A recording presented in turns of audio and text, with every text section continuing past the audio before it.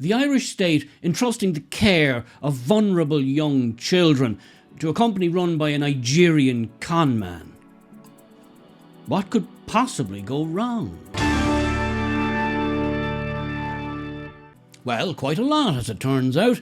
This is Josie Akuobi, or Pastor Josie Akuobi, if you prefer. What makes him a pastor? Well, he decided he wanted to be a pastor, and then he was a pastor. By that metric, I too could be a pastor.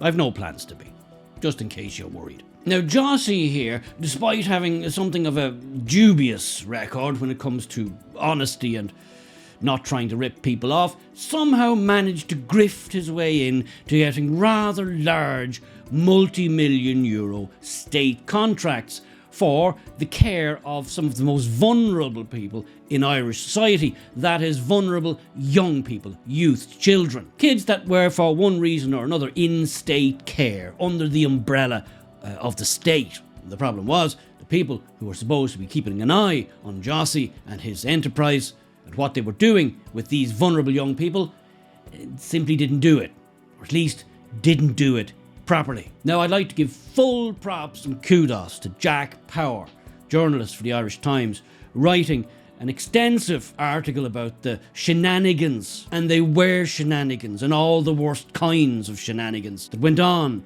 in Josie's little enterprise. It seems he was more than delighted to take all the money. He wasn't quite as eager to dot all the I's and cross all the T's and do the job with due diligence and care. Not a great look for a pastor, one might imagine. Now, I'm not going to read Jack's full article. I would highly suggest you do. It's a great piece of journalism and badly needed, but I'll give you a few highlights. A report into the operation of these care homes said individuals involved in checking employee references had fabricated these checks. Fictitious accounts of conversations with fictitious persons who were presented as referees for staff. The conversations never happened, the people didn't exist. It was also found there was clear evidence of Garda vetting declarations having been altered post-issue. It was also found that staff were allowed to work with vulnerable children without up-to-date Garda clearance. One former staff member said there were serious issues around paperwork and record keeping at the company.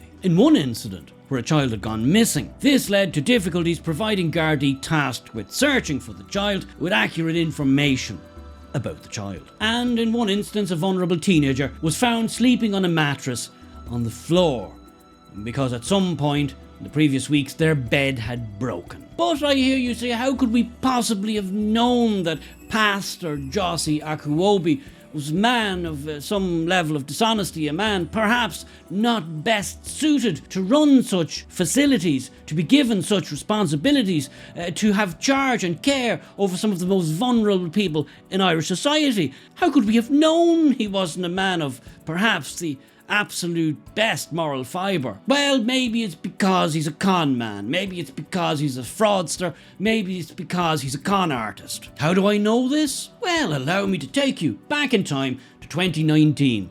The Evening Herald, a little article by Emer Cotter. What have we got here now? Charity worker lied about being hurt in collision, caught on CCTV. My goodness, who could this possibly be about? Let's read on. A pastor and charity worker made a false insurance claim, saying he was sitting in a car when it was rear-ended by another vehicle. Josie Akuobi, wait a minute, that's a name to conjure with, falsely claimed he suffered injuries during the incident. Well, now, not very pastorly, is it? However, the deception was uncovered after Gardaí viewed CCTV footage that proved Akuobi was not in the car at the time of the collision. Judge Paula Murphy ordered a probation report and adjourned sentencing to July. The defendant admitted making gain or causing loss by deception. Sergeant Geraldine McManigan told Blanchardstown District Court that the injured party reversed her vehicle out of a parking spot and collided with another vehicle, which was parked in a double yellow line at the time. And that was Josie, parked in a double yellow. This unfortunate woman reversed out. she hit his car. Now, any of you who've ever reversed out of a parking spot will know you don't do it usually at a very quick pace. Sergeant McManigan said Akuobi claimed he was in the car at the time, and the pair exchanged phone numbers and insurance details. The sergeant said a solicitor's letter was subsequently sent to the victim's insurance company, which claimed Akuobi had suffered injuries in the accident. Sergeant McManigan said Gardaí checked CCTV footage and it showed Akuobi was not in the car at the time. Mr. Akuobi accepted that he had instructed a solicitor over the incident. His defence lawyer, Mr. Nwadiki, said Akuobi was a pastor, representative on the Fingal County Council Joint Policing Committee.